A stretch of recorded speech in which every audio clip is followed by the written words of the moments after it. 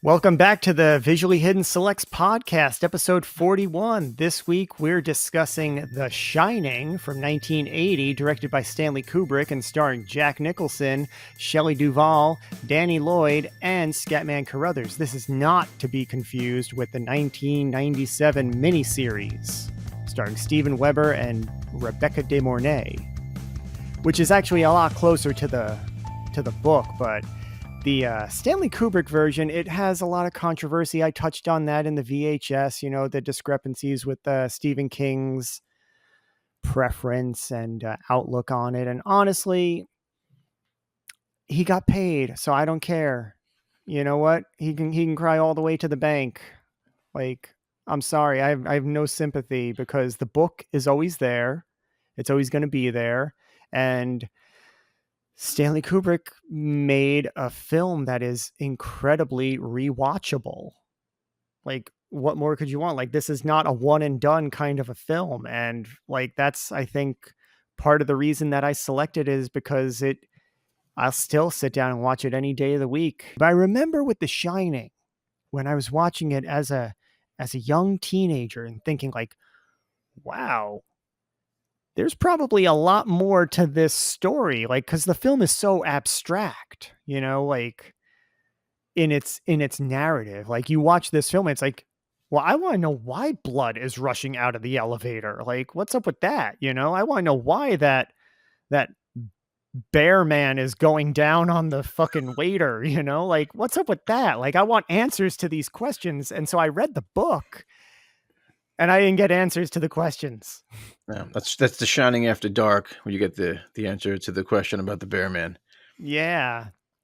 I mean, there are answers. The book does have a lot to offer, but it's not like a 1-to-1, and it's not even a 1-to-2. Like, it's 1-to-10 answer ratio for the book and the movie, but it doesn't inhibit my relationship with either of them, and especially the film. I think it does a great job of standing on its own. I know I mentioned it's kind of inspired by more than based on in the VHS, and I think that's the best way to look at. This movie could almost be called Cabin Fever instead of The Shining, because of the direction that Stanley Kubrick kind of took it. But yeah, for me, it was one of those films that just has always been there and will always be there. I love it, and I love sharing it with people. So I'm happy that you guys accepted my invitation to the Overlook. Yeah, man, of course. Yeah, I mean, this is, like you said, it's always been there. I don't remember the first time I saw it. I mean, it's maybe first time completely seeing it all the way through was high school. Yeah. But I've seen it so many times. It never disappoints. I was fortunate enough to see it at the Alamo a couple years back when they did a Kubrick month. So I didn't want to miss that. It's it's awesome seeing it on the big screen. There's nothing like it.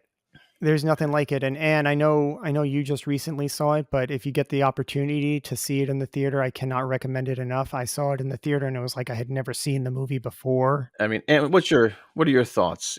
Your first time viewing it now?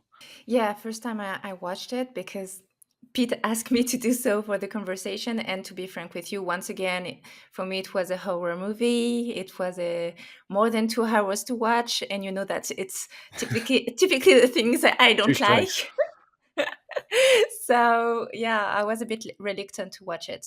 But I must say that it was a real surprise, a very good surprise. That's the second Kubrick's movie that I watched thanks to you, because we talked about the Clockwork Orange already, and it was the same. It was such a surprise, and I had the opportunity to watch it for the first time on big screen. This one, so yeah, it's those kind of films. For me, you have two ways to watch them. You can be a passive viewer, and in this particular case, if you're passive watching it, you're gonna see a story about a haunted hotel, and maybe you're gonna feel that there are some incoherences in the storyline because it's kind of confusing sometimes, but you're gonna say, oh, it's a good movie.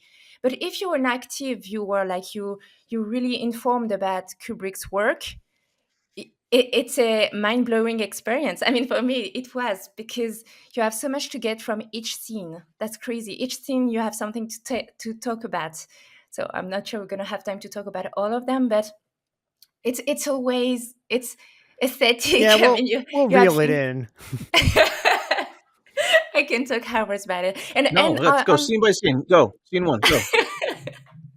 but on the fact that that what you said, Pete, the fact that it's different from the book. I didn't read the book, so I cannot talk about it. But I can understand the frustration, and I agree with you that they should have changed the title or something like that. Because as I understood, the book is kind of a happy ending. I mean, it depends how you feel that way. For me, it's not really a happy ending this time, but in the book, everybody survived. No, that's what I understood. So I imagine someone. Not everybody No, survived. no, no, no, no, no, no, no, no, Jack no. survives in the book. No. No, no, no. Oh, Well, okay, my bad. Okay, that's what I no, understood. Okay, no. okay. Yeah. The Danny and Wendy and Dick Halloran, they survive Oh, okay. Dick survives. Okay. because Jack doesn't use an axe in the Wow. book. Oh, yeah, yeah. That's what you said in the VHS. Okay. What you were saying is 100% correct. Like this film, well, like most films, and especially most films in the VHS series, I feel like there are two ways to watch them. You can watch them superficially and take them at face value, like for what they are. But the whole point behind VHS, or Visually Hidden, the production company, I mean, the title itself is subtext. Like, I love subtext, and that's why I named it Visually Hidden.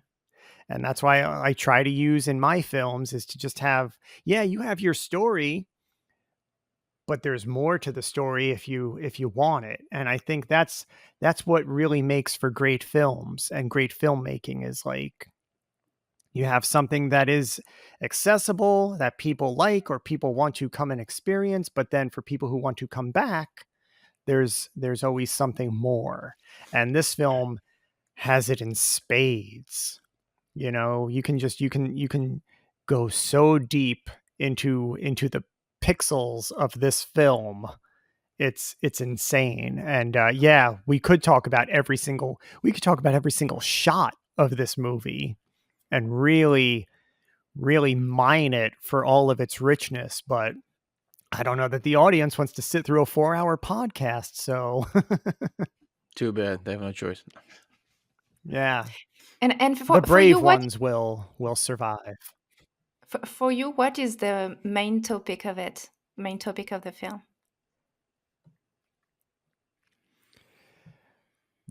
What do you mean by the main topic of the The film? main Like the the theme? main Main theme? subject, the main theme of the film. Yeah. What do you think is the main theme? Yeah. I honestly don't know that I've even tuned into that yet. And like I said, I've been watching this movie for a long time, but there's so much in it, depending upon how you watch it or what you tune in on, right? So like if you're watching it and you're tuning into Jack, right? You could get any number of things from his performance, from his character.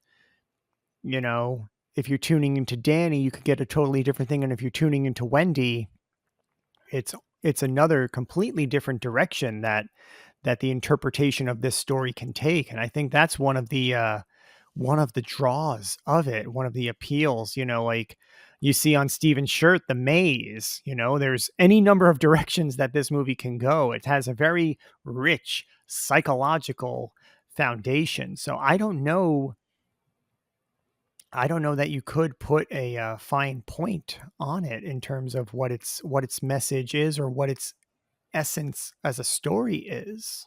Yeah, that's. I mean, as Anne was asking the question, I said, "Oh shit, I haven't even thought about this." But now, upon thinking Sorry. about it for a couple minutes, I think one theme could be lack of communication. I don't think Jack ever communicates really what he wants from life to Wendy. I don't think Wendy communicates anything about her feelings. I don't, and we see that Danny's afraid to express things that are going on with him to his parents because they're not going to get it. Um, And then also there's a suppression of desires and feelings and wants, and a suppression of demons. And I think that the hotel brings all that stuff out to the surface where you can't hide from it anymore. So it's almost like the isolation makes that stuff reverberate, and it just Mhm. becomes deadly to the point where Jack can't handle it. One thing that doesn't exactly come across in the film version is Jack also has the shining. Mm.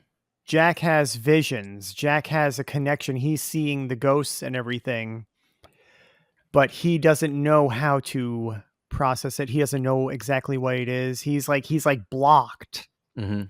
but Danny gets it from Jack, Yeah. is essentially like the connection there. And Jack, through his drinking, suppresses it, and then it becomes something else entirely. And so then it becomes his demons, that he can't handle. So he drinks, and then they become out of hand when he gets to the hotel. Like you said, the hotel like brings it out, brings it to Hmm. the surface. But Yeah. that's I mean, something to consider whilst watching the film, is that Danny got the shining from somewhere, one of his parents. So Jack is clearly the yeah. carrier, but he just can't handle it. So that might be why he drank so much. Yeah. Yeah. Now that you say that, I remember watching one of the documentaries, and someone had brought that point out that it must have been like an inherited trait from Jack. That's how Danny got it. I've seen. I don't know how many times I've seen this movie, but I've seen it enough that I know it really well. And I gotta say, every time I watch it, I feel more engaged with the movie. Like it pulls me in. Like this time, I watched it a couple days ago for this specific conversation, and I was just like, it's like I never saw it before. It's like I was just fucking zoned in, just enthralled by the movie. And from the first note of the music, it's like, Hmm. oh my god, it's got you. You just fucking. It's. I don't think I've ever seen a movie that makes me feel uneasy the entire time I'm watching the movie. I don't think there's a minute of this movie where I feel like, we're having a little break. No, it's like I feel uneasy the entire time I'm watching the film, and I feel like it's purposeful. The way scenes cut to different scenes, some of the abruptness in things, the music definitely like pull that first note, and then you just see the water in the mountains, like oh shit. He's like, and it's like the camera just starts to kind of tilt the skew, and it's like, oh, here we go, we're on a roller coaster already, and it doesn't stop. Like just for me at least, the uneasiness of this film just keeps going and keeps going and keeps going, and I'm just really racking my brain this week trying to figure out. I mean, I felt uncomfortable in a bunch of other movies, obviously, but I don't know that I felt uncomfortable start to finish and all the way in between like I do when I watch this movie. Talking about music, that's something I'm going to talk about each scene. So there's a scene in particular for the music. I think it's a masterpiece. I don't know if you noticed this one, but the music is quite creepy all the time, and the music is not omnipresent in the movie. So that's why sometimes you notice it, sometimes you don't. But it's not omnipresent. You don't have a music on each scene. And there's a scene that seems really normal, that you see Danny riding his tricycle and wandering in the hallway, and you have the creepy music. So you're like, okay, why do I have the creepy music right now? So you feel kind of stressed, but you don't even know why. And I love that effect that you really don't know what's going to happen. And at the corner, he sees the twins, and the music stops, and then the Mm. music is more louder. And I think it's so beautiful that they made so much effect on the viewer, where you don't know what to expect. And I love that. It shows how smart is the direction and the filmmaking process. It's a masterpiece, definitely. To your point, Anne, what's also ratchets up that tension and that uneasiness is Danny's making those turns before the camera does. So we don't know what he sees or what he's going to encounter Exactly, until yeah. we turn the corner. And that's unsettling. It's like, you don't, because you're following the kid, you're on this little journey with the kid on the bike, and he makes that turn, and you're like, and then you start to turn, and then you see he stopped, and then you see the twins. Oh shit. And then, so it catches you off guard because you're catching up to where he is. Yeah, see, and that effect is really my experience with watching the movie, because you said you're uneasy from like start to finish, and me, I'm excited from start to finish in this movie. I really am, because it's like a roller coaster, and it starts out like on that helicopter shot, and we like fly in with that super wide angle lens, over the lake.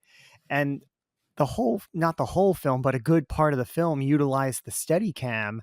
And that's what's, allows for those tracking shots of Danny. And so, yeah, like the whole film, you just feel like you're on a ride, and you don't know where these twists and turns are coming from. So for me, it's really exciting when I'm watching this movie. Like I'm like not on the edge of my seat because I've seen it so many times, but if I'm watching it with like somebody, I'm excited for them, and so then Mhm. I get on the edge of my seat. It's one of those things that's just like, man, and it's so beautiful. The cinematography. I know I gushed over it in the VHS video, but really, I don't think enough can be said about the photography in this film. John Alcott was the it's funny, he gets a photographed by credit. He doesn't get director of photography, because I feel like it has that Stanley Kubrick signature look Mhm. to it.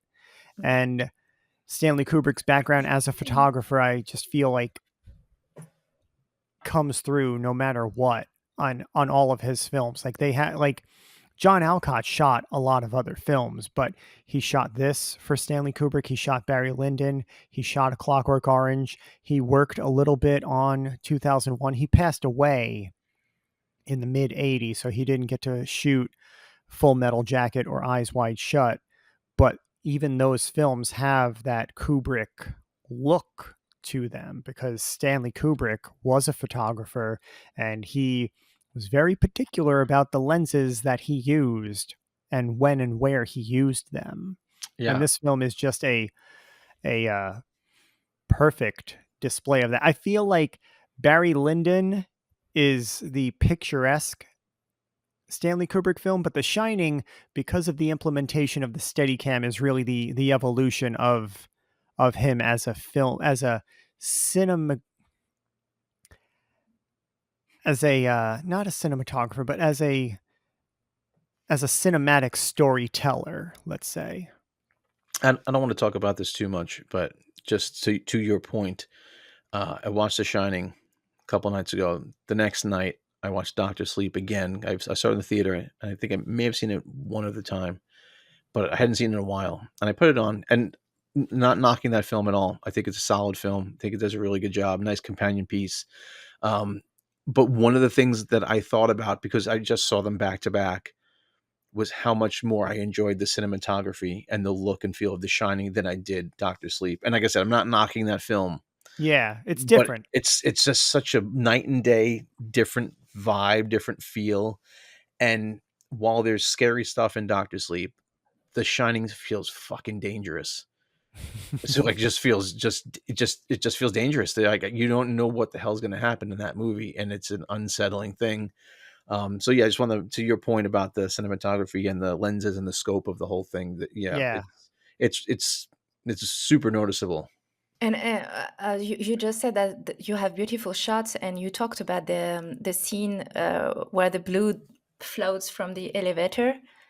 What a scene! I mean, to take. hmm I mean, I heard that they had 3 takes to have this result, and I cannot imagine the pressure when the blood flows from the elevator. You want it to be perfectly made, and I guess all the team behind it, they were super stressed because Kubrick was watching, and you have so much pressure to do something like that. But it's so beautiful at the end, and just for that, that's what we said, that the aesthetic of the film is so important.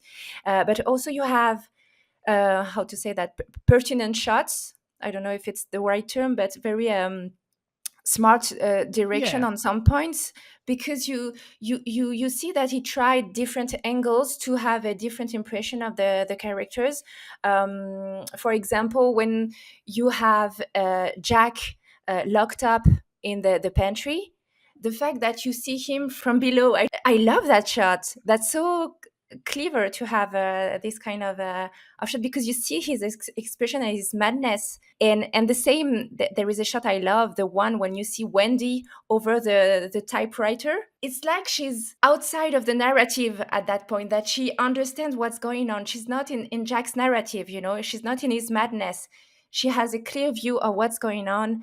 And I think it's super smart to, in just one shot, you understand everything. Am I crazy? Yeah. You want me with that? No, No. every single shot in this film is a work of art. It really, really is. And that's one of the very, very special and magical things. That's, again, like I said, for me, that's the thing about this particular movie, is the cinematography. Like, the story is great, the performances are great, the direction, but like the cinematography in this film is unreal and sort of unmatched, even in Full Metal Jacket and Eyes Wide Shut, like his two subsequent films, like, they're great. I love them to death. But there's something about The Shining, and it's probably the subject matter. It's probably the kind of story that is being told, and then just all of the elements that the horror genre affords the cinematography. If you watch a lot of horror films, if you watch a lot of good horror films, bad horror films, they're very creative visually, because they have Yeah. that opportunity, because they're not necessarily relying on blockbuster, special effects or things like that. Like, they need some other element to engage with the audience, and so you'll find a lot of evocative cinematography in horror films. And when you have a master like Stanley Kubrick behind the camera, you're gonna fucking blow the doors off the fucking place. You know what I mean? And when you got a guy like who's electric like Jack in front of the camera, I mean, that's a combo that I think Yeah. is unmatched in a lot of ways. But talking about shots, I mean, it's like a list of the greatest shots of all time, right? But one of the most impactful for me always is when Jack's got that axe and he's chopping into the door. The way the camera follows the axe into the door, The whip Jesus pan. Christ, Yeah. yeah, it's just like, oh my God, you feel like the ferociousness of him wanting to get in there, and like, oh my God, like each chop is like, it's just sinister. It's like, it's so good. Hmm. It's so good how evil it is. And I was, again, another thing I'm trying to rack my brain about the last couple of days after watching it, trying to figure out if there's another film that has captured someone's descent into madness as well as this film. And I don't know that there is one. I mean, there's some good ones out there, but this is like watching Jack devolve over. And that's the other thing I love about this movie. It takes its time with Hmm. everything, and it doesn't feel like 2.5 hours. It Clearly. flies by. It's paced well, but you really take your time. And Jack's sitting at the bar, I mean, you're living that scene. It's just, it's just so good, and he lets it breathe. Man, I can't say enough good things about this I film. love the shot when it first starts snowing and Danny and Wendy are outside playing, and then it cuts to Jack in like the black sweater, just like staring. And it's that Yeah, like slow pushing. yeah, And that like, weird face. Yeah, yeah, like it's that, again, that's like a signature Kubrick face. You can see that Full in a Metal lot of Jacket. other films, but that slow pushing with the music just like intensifying, and like you hear Wendy and Danny in the background of that shot, and it's just like, oh man, like you can see the descent into madness in that one shot. Hmm. And then he's there for the Yeah, rest of the movie. yeah, It's like there's like before that shot and after that shot. yeah. That's like jumping off the diving board. He's in the pool for the rest of the movie, in the deep Yeah. end. As an actor, watching Jack do some of these things and go through these things, and not just play it, but in his eyes, the way he yells or says certain things, or the way he enunciates certain things, or puts emphasis on certain words, you fucking believe it and you buy into it. He's so captivating and so good at this. In this, I mean, I love Jack forever and a day, but in this, his descent into madness it's in the eyes too, not just like him like being scary or intimidating. You feel it coming off of him, like he's holding all this back the entire movie, and then he lets it loose. It's unbelievable. Maybe it's an unpopular opinion, but I don't think that Jack Nicholson was a great choice. Because I'm sorry, because you just said that you love this character, but I love the character too, and I think he did a great he did a great experience, great performance in this film. But it's just that this guy is known for this kind of roles, first of all, and he has a face. I have nothing against him, but he has a face of someone who can turn evil. I'm sorry for him. He has a physique, he has something that this guy is not every Yeah. other guy. You know what I'm saying? He's got that twinkle in his eye. Exactly right. Exactly right. So I think that it hurts a little bit the story because maybe I don't know if Stephen King wanted that, but the character of Jack Torrance, maybe at the beginning, you want at least the male audience to relate to him because he's a father. He wants to bring money to the table. He's working hard, and you want kind of a relation between the audience and him maybe at the beginning, but it didn't work for me because of this actor. I mean, I like his performance, but he's a bit weird in a way. So and the only moment I could relate, and maybe that's the same for you because the three of us we write, so we know, it's when he gets really mad at Wendy while she's interrupting him. I totally related that moment because I mean it happened to all of us. When you write or when you're trying to write and someone interrupts you, it's the worst ever. But that's the only moment I could Hmm. relate. Otherwise, I didn't feel, and I understand that there is at some point a moment that you cannot relate with him because he's turning mad. But yeah, from the beginning, I don't know how you felt because you're a man, so maybe you can relate in a way. That that scene is probably the most accurate depiction of being interrupted whilst writing. I can personally vouch for the integrity of that scene and his performance in that particular moment. I've had very similar conversations with loved ones Uh, with regard to that reality. But I did mention in the VHS, yeah, Stephen King originally pictured somebody like a John Voight kind of character for Jack Torrance. That was sort of his model for Jack Torrance because yeah, with Jack, you're waiting for it, You're just but for me, like, yeah, like that's why I came. That's why I came to this party. I want to see that, It's like when you go to a concert, you expect to see certain things, you expect to hear certain songs, you expect to see certain performances, you want that solo, you want that whatever, you want that dance number, and that's why I bought the ticket, because I want to see that show. I want the Jack show. I'll say this about the point, and I agree with both of you.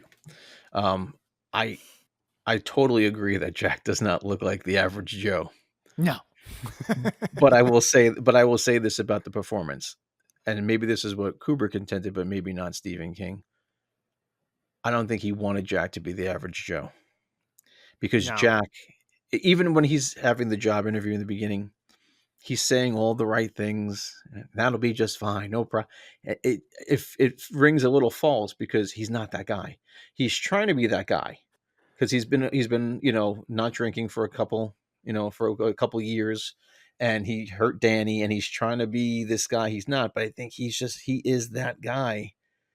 And when he's in the hotel, he can't deny it anymore. He just gets unhinged. So I think it's purposeful that he's not the average Joe. Yeah, I think that's a big part of it. I saw an interview with Steven Spielberg, and he was talking to Stanley Kubrick about the film, and he said, "Yeah, I mean, it was good, but I don't know if Jack was right." And Stanley Kubrick said, "Well, who are your top 5 actors?" And Steven Spielberg rattled off 5 actors, and he's like, "Huh, okay. I noticed James Cagney isn't on your list, but he's on mine, and that's why I think Jack is great in this movie." And there you have it. If you Yeah. watch James Cagney in like White Heat or, any of the old Warner Brothers gangster films, like Top of the World, Ma, like that's Jack, like over the top, but still charismatic as all get out, Mm-hmm. Yeah, definitely. But about something you just said, Steve, and I disagree. Is the fact that you said during the interview that Jackie sounds a bit false because he's trying to be the guy, the good guy. But for me, it's not the case. That's the disturbing thing in the interview, that this guy seems really comfortable in this hotel. The way he sits in his chair, the fact he says, "Yeah, isolation, no problem. Yeah, no problem at everything." And you see that the hotel owner, I don't remember his name, he has a different attitude towards him. He's really over him. It's like the hotel is having is taming him. He's trying to have power over him. I really felt that way, and for me, that's the start of his relationship with the hotel. Is going to be like submissive to the hotel, and that's why he says from the beginning. He says, "I have the feeling of déjà vu," because yeah, that's the one of the subject of the film. I mean, it's the transgenerational thing that we can understand at the end. Maybe he was in the hotel before. Maybe it's I don't know. Some people believe in that you have different lives. So I don't know if it's the meaning of it at the end. But yeah, I feel that the interview, actually, when you finish watching this movie, you understand better this moment. Because it's weird that he's always okay to do anything at the hotel, but that the hotel who puts the pressure on him from the beginning. Yeah, I don't disagree with that point at all. I think yes, I agree with you. Jack is completely at ease in that chair and in that interview, and he's crushing the interview. Clearly, he got the job. But then again, I don't think that many people wanted the job. But he crushes it. But then at the same time, the verbiage is what seems false. It's like, I'll say whatever I have to get this job. But yeah, I it's get the it. allure of the hotel, and I agree. he's submissive to his desires. We see that with the naked woman in the tub. He's submissive to the drink, and he's submissive to the hotel. But So he's also, I think, because of his background as an alcoholic, he's used to playing, mm-hmm. playing the part. Like, I love when they are being shown around their living quarters and he looks into Danny's room and he's like, perfect for a child. It's like he's trying to say everything perfectly because he wants to show that he's normal. Yeah, the yearbook answers. He's giving and the and yearbook he's answers. and he's not normal, and that much is clear, from the get-go. But with regard to the performances as well, Stanley Kubrick is notorious for doing a lot of takes, and so this film has a reputation, especially with regard to Shelley Duvall and the sort of, I guess, abuse that she suffered Yeah. in the filming of this film. But Jack was also subjected to it. Scatman Crothers broke down in tears at having to do like 95 takes of a particular scene. And it's that thing where, and Steve, you could attest to this too. It's like, okay, yeah, you come in, you're ready, like you're ready to hit that home run on the first take. And maybe you need a few swings to warm up. Okay, now you're warmed up. Okay, good. But when your character is supposed to be going off the rails, insane, like Mm-hmm. murderous, ravenous, like against your own family, how do you get there? Yeah. You get there by doing 60 fucking takes. That's how you lose your mind. You and actually lose your and mind. how do you react to that realistically, Shelley Duvall? You get there by doing 90 takes. Yeah, Because because you're not tired enough, you're not scared enough, you're not frantic enough.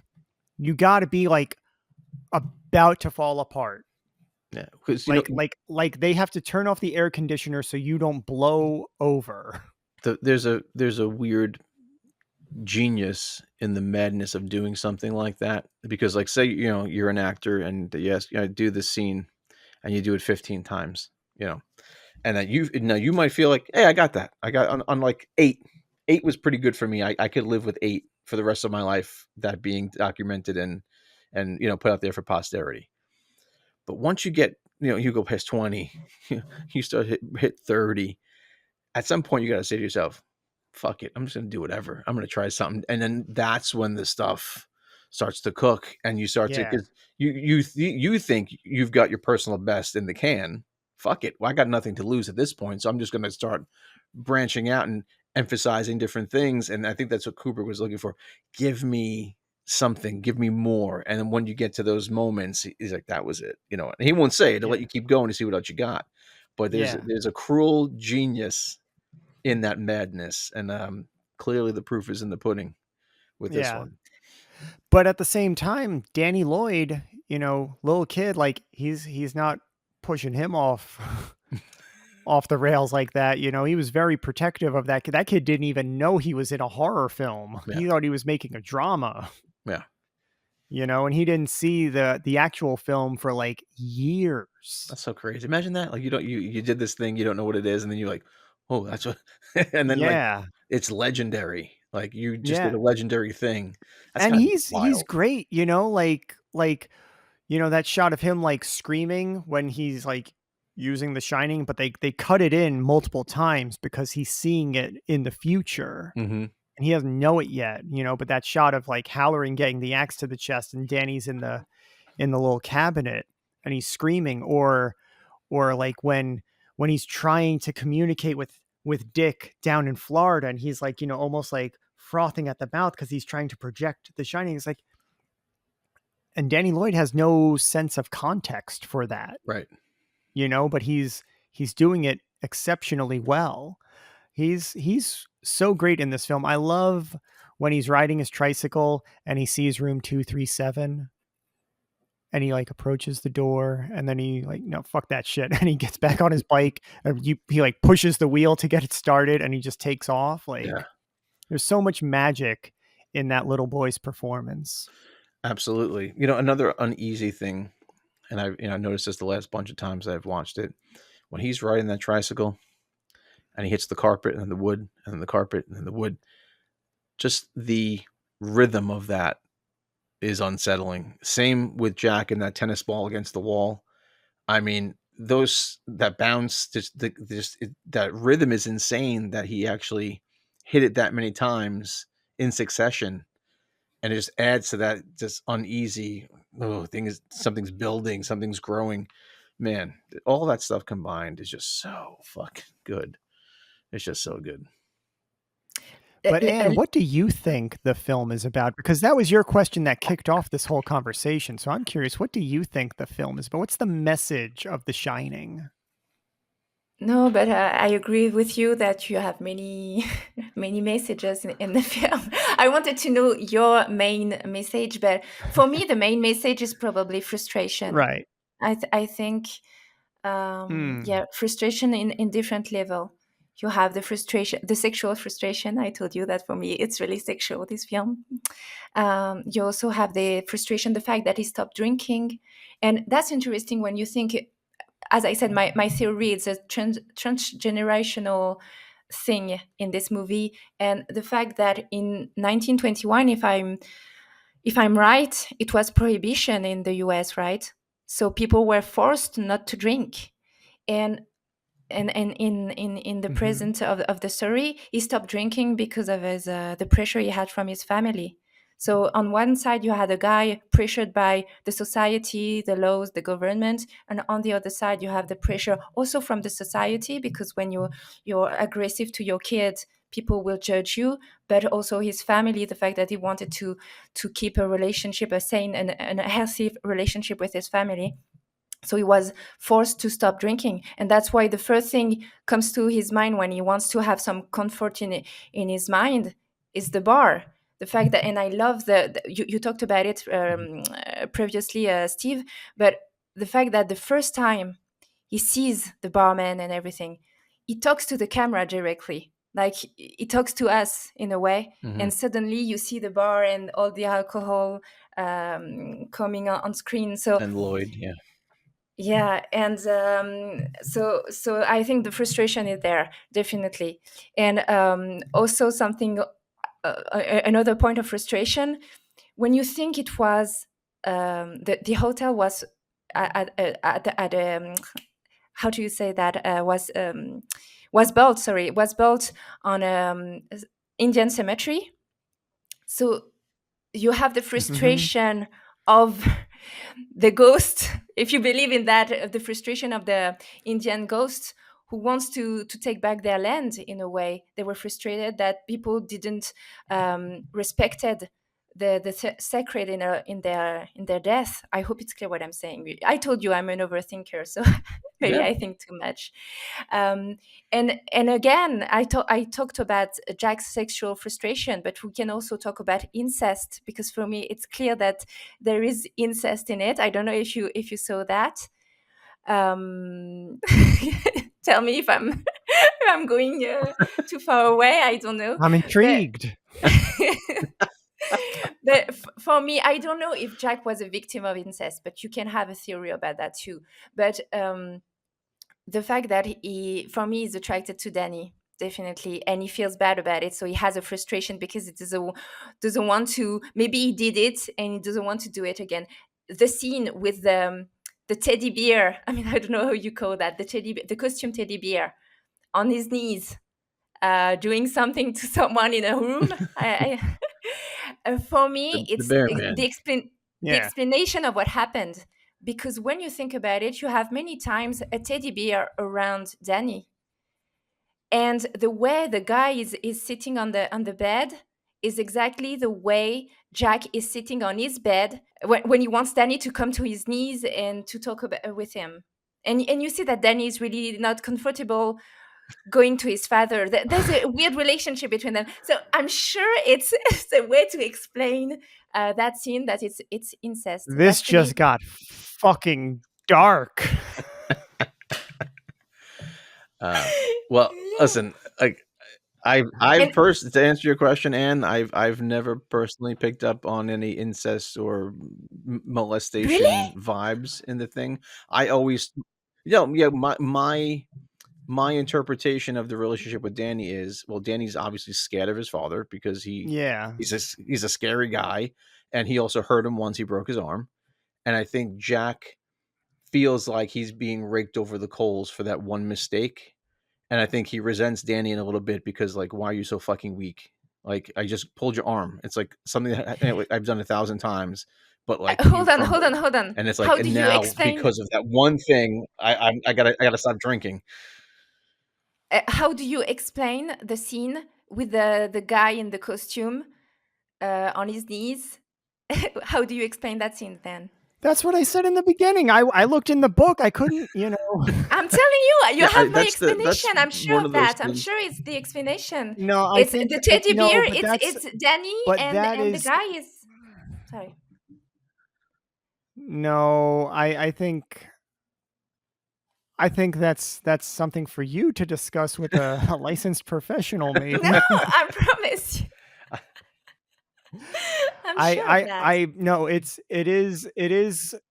is touched upon in the book, because in the book, yeah, there's all of these horrific things that have happened in the hotel, and these are the ghosts of the hotel, and so we're just getting glimpses of it throughout the film. So when Jack goes and talks to Lloyd, but then when he goes back and it's a full swinging party, the woman in room 237, the hotel is haunted.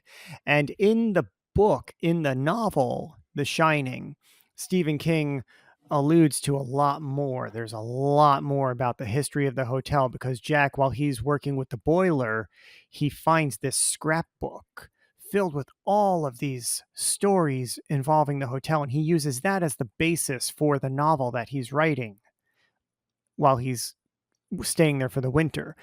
When he goes and when he's writing and Wendy interrupts him and he has that scene we talked about previously, you can see the scrapbook on the table in front of him. So that was something that was in there that Stanley Kubrick exercised out of the final Mm. cut. But the co-writer, the lady that he brought in to write the script with him, she did try to incorporate elements of Stephen King's novel, but at the end of the day, it's Stanley Kubrick's film, and he didn't feel that was necessary for the story he was telling. And I think he just wanted to keep it a little bit more abstract and to keep the audience a little bit more engaged and to raise all these questions, which again is brilliant because then you get people going to see it again. Like, what the fuck was that? What, did I miss something? Yeah. Let me go watch. Let me pay money to go see this again in the theater, because again, in 1980, it wasn't going to streaming in 3 months. It wasn't going to cable in 6 months. You know, it was maybe going to video in 6 months if you had a video player in 1980, 81. But to answer your question directly, Anne, for me personally, it's one of those things I always walk away from where I'm like, the fuck was that guy? I always thought he was like a dog, like hybrid thing. Like, what's the dog man doing? But like, what's that mean in the grand scheme of things? So I don't know how it relates to Jack per se. My takeaway always was, I guess it's just one of the weird ghost things inside the hotel. Like when Wendy sees all the skeletons sitting there, so I figured it's the hotel revealing itself. But as far as what does it mean relating to Jack? I've never had an opinion or a theory about that. Yeah, I never connected it to Jack either. I'm telling you that there is no coincidence in a movie of Kubrick. So every scene has an importance. And now I told you that rewatch the movie, you'll see that every time you see Danny, there is kind of a teddy bear like this one. And see the scene when Jack is on his bed and he asks Danny to come to his knees, and Danny is really not comfortable with it. Just watch that and then you'll see, oh my God, and you were right. I can't wait to hear you saying that. Okay. Listen, I don't need a reason or an excuse to watch it again, but next time I watch it, I will look for the teddy bear in every scene with Danny and Jack. Maybe it's comfort. Maybe Jack's looking for comfort. Like he's, Danny's got the bear. That's a comfort. Yeah. That's a comforting item. He's got, and a grown man wants comfort, and I guess Wendy's not doing it. I don't know, something to think That's about. Another term, yeah. Some people call that comfort, but yeah. Anyway. As far as him sitting on the knee, I always took it as Jack's annoyed that Danny is weird or scared around him. Like knock it off already, because he's got to feel some kind of guilt on some level for hurting the kid, because it wasn't intentional.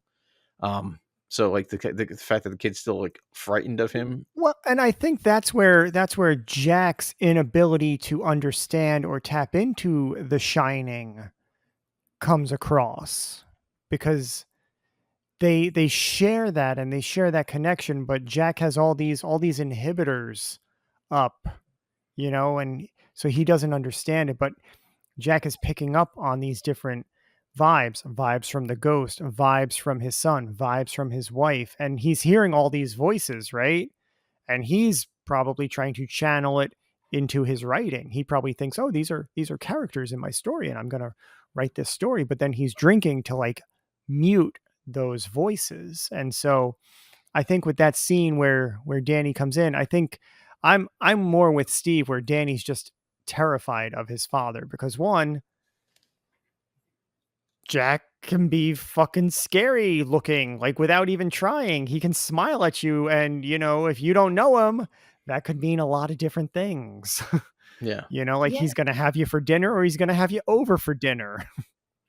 Yeah, but this guy is full of dark sides, and maybe it's just the top of the iceberg what happened with Danny. It's just that everybody can talk about it because I guess he went to a hospital and his wife knows about it and everything. But incest is something that you don't really talk openly, so we don't know. The teddy bear for me was the proof of it. So rewatch it and we will talk about it. But there's a thing I wanted to talk about with you, is the fact that you have confusion in the narrative at many times. And with the drinking, you have the fact that he talked about the incident with Danny when he was drunk, and he said it was 3 years ago. But at the beginning of the movie, Wendy says he stopped drinking 5 months ago because of what happened. 5 months ago. So I don't know if you noticed that he started to get confused in the narrative. Mm-hmm. And that's also something I loved. Yeah, no.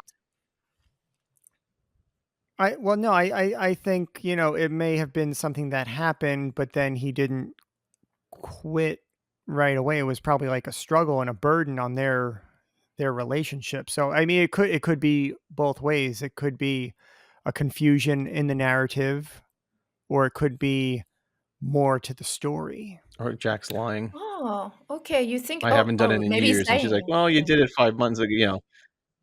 Yeah. Well, he's Yeah, lying to himself. He wants because desperately trying to prove, at least in that scene with Lloyd, that he didn't hurt him on purpose, and no one will fucking let him live it down. And every time yeah. Danny doesn't want to go near him, it's like a reminder that he can't live this thing down. So I think it's a bit of a lie on Jack's part. That's funny because we're three And persons I and three think that, different point of view about it. But that's what I love but about that's the Kubrick. cool thing, right? Like the maze, there's Yeah, different ways. There's different ways you can go. sure. Um, It's such a cool thing, and it's wild. That you can have three different people have three different impressions watching the same film. That's what makes it cool. That's what makes it stand the test of time. Because let's face it, it is standing the test of time. Definitely. This is an outright classic. Whether your opinion about the novel is here or there, it's this. You can't dispute that this movie is a classic. Yeah. The scene that always, even now, makes my skin kind of crawl is when Jack goes into room 237. Even when I was reading the book, like there's that stuff in there. And so like I was just picture like I had to stop reading the book because when I was like 14 years old reading the book, I had to stop because I was picturing that fucking creepy ass woman, that decaying bag of flesh just coming towards you. And it's like, that's fucking sinister on so many levels. Well, Yeah. let me tell you something. I watched this movie the other night. After it was over, I was like, I gotta go to the bathroom.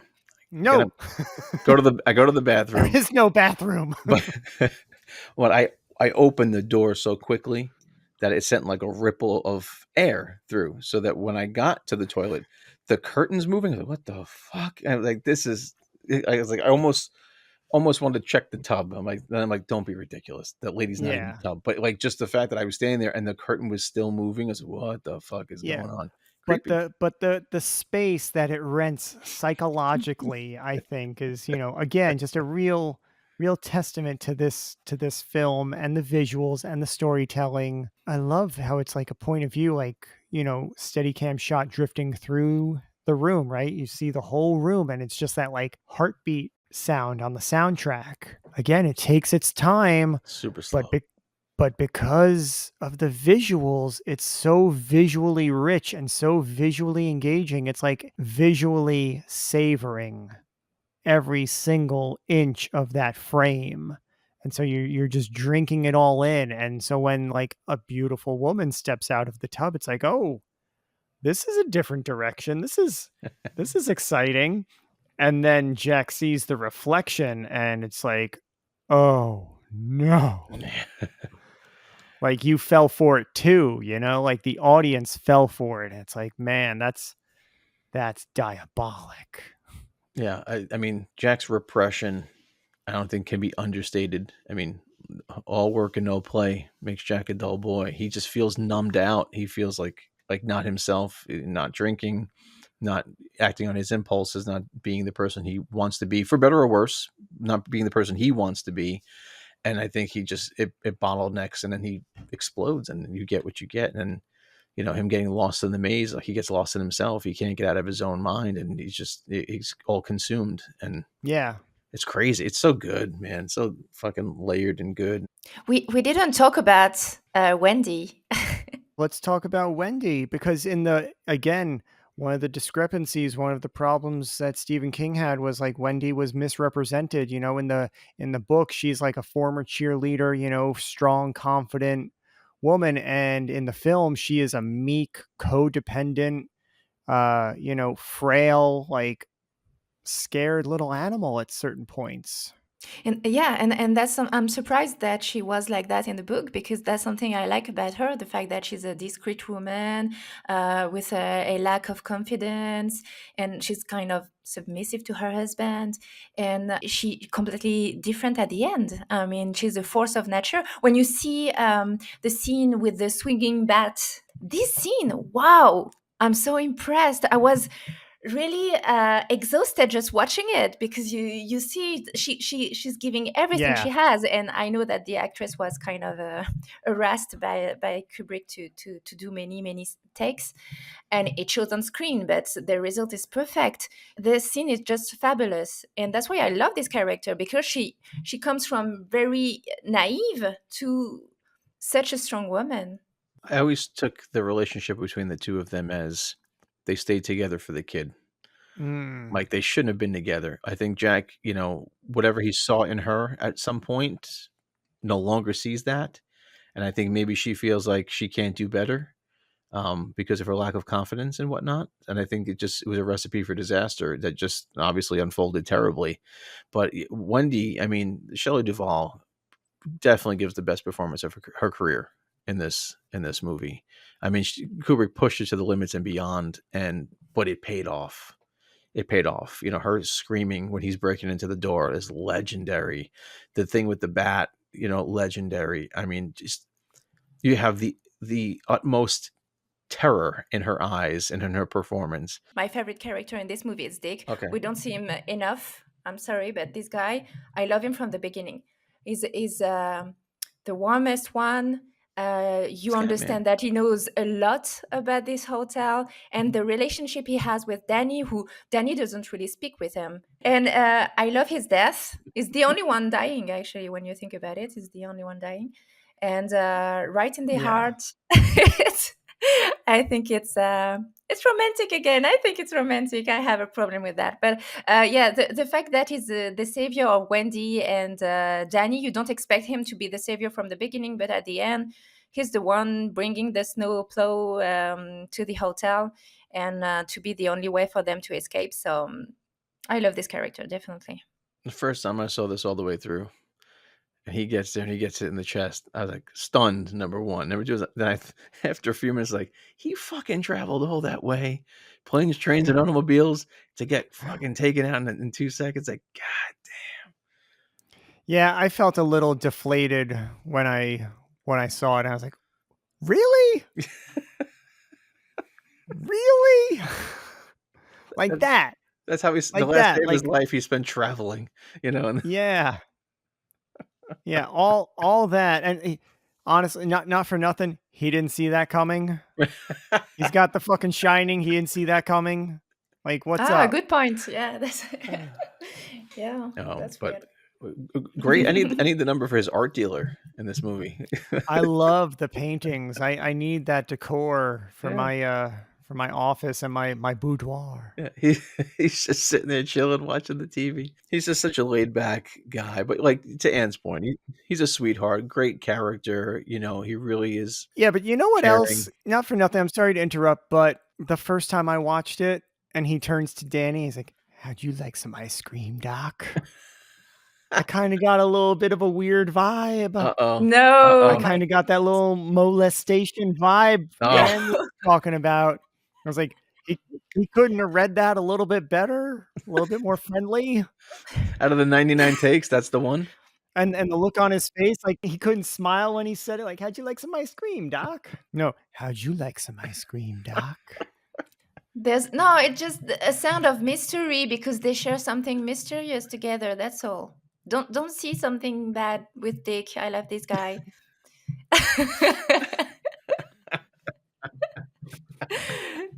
I know this is ridiculous, but every time I see, and I love the scene we talk about on the stairs with the bat, can't not think of Homer and Marge. Give me the bat. Give me the bat, Marge. It's like, and that speaks to the legacy of the film. This film has Oh, been yeah. it's been lampooned. It's been tributed. I mean, like, the whole middle section of Ready Player One, the movie. Yeah. I mean, I can't speak to the book. Even, the substance really takes a lot of visual, liberties or influence from this particular film, that new Demi Moore I haven't seen that film. one yet. I want to. Yeah, it's just there's so much. It's part of the culture. It's part of the pop culture lexicon. Even the Here's Johnny. Most people will think of Jack Nicholson and not Johnny Carson.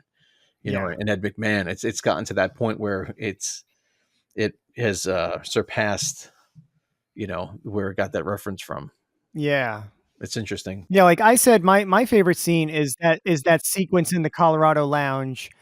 I love that scene. Like I'll watch the movie just for that scene and sequence because again, it's that turning point and both actors are like at their like strongest extremes, So for me that's one of the reasons to watch the movie. It's really that centerpiece of the story. But yeah, I'm curious what are your favorite scenes? Yeah, I like this one, but I also like the one when he destroys the door with the axe. I mean, that's maybe the most famous one. Mhm. And there's a shot I love, the tracking shot at the beginning of the film when Wendy comes to discover the hotel. They're looking around the property, and at the end, they enter the hotel, and you have like a tracking shot, and you see them walking through the hotel, and you see how majestic is this place, and so little they are in it.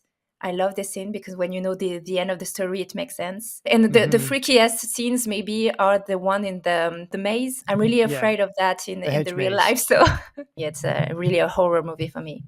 Yeah, I mean, yeah, I agree. My favorites are, and not for the Here's Johnny, but when he's breaking in, just the shots of that axe, that whip motion the camera makes, unbelievable. I also love that shot when Danny and Wendy are in the maze, and then it Uh-huh. pulls out, and then you see like it looks like Jack was looking at them inside the model, inside the lobby of the lounge. But I really love how much time he let them take that scene with Jack and Lloyd at the bar. Mm. I don't know why, but I feel like Jack is just unburdening himself to a ghost. That's the most communicating he's ever done. That's one of those scenes also that when you watch it in the theater, you really get to see all the nooks and crannies of Nicholson's face. Every wrinkle, Mhm. every expression, every frame has like a different touch, different quality that comes through in the same shot. He really runs the full gamut of like muscular expression on his face in that particular scene. It's also interesting because a lot of times when Jack is interacting with the ghosts or the spirits, there's a reflective surface or there's a mirror in the room or in the shot. Like behind the bar, there's a mirror. Mhm. The pantry door is a brushed metal, Mhm. semi-reflective surface. Like there's the great shot when he's sleeping in the room from the mirror and it pulls back to reveal he's in the bed. And when he comes in with the breakfast cart, Yeah. Jack is psychologically splitting, Yeah. and so he's talking to himself because they're ghosts, but he's talking to these ghosts that he's talking to through The Shining. So there's, again, a lot of layers, a lot of twists and turns. It's really, I don't think it could be ever 100% clearly defined, other than it is just a psychological roller coaster through a maze. I think if it was more faithful to the novel, it would not endure or hold up the way that it has. Yeah. I'll say that to Stephen King's face. Let me call Steve King. Let him know Yeah. you're It's gunning it's for him. the truth, like the novel is good for the novel, and and again, look at the miniseries. So Who's talking about the miniseries? nobody. I mean, I saw that once when it came out, and I remember it being okay, but Yeah. it's, I don't remember. Like, I couldn't tell you details about that movie. Yeah. And again, think about how many books sold because of this fucking movie. Mhm. Like people looking for answers. Yeah. At the end of the day, I'm on Team Kubrick all the way. Yeah. Same here. Yeah, me too. I didn't read the book, but I'm in Team Kubrick anyway. A lot of times people say like, "Oh, the book is better," and it's like, well, I think that's too easy. You look at a movie like our first movie in this series, Jaws.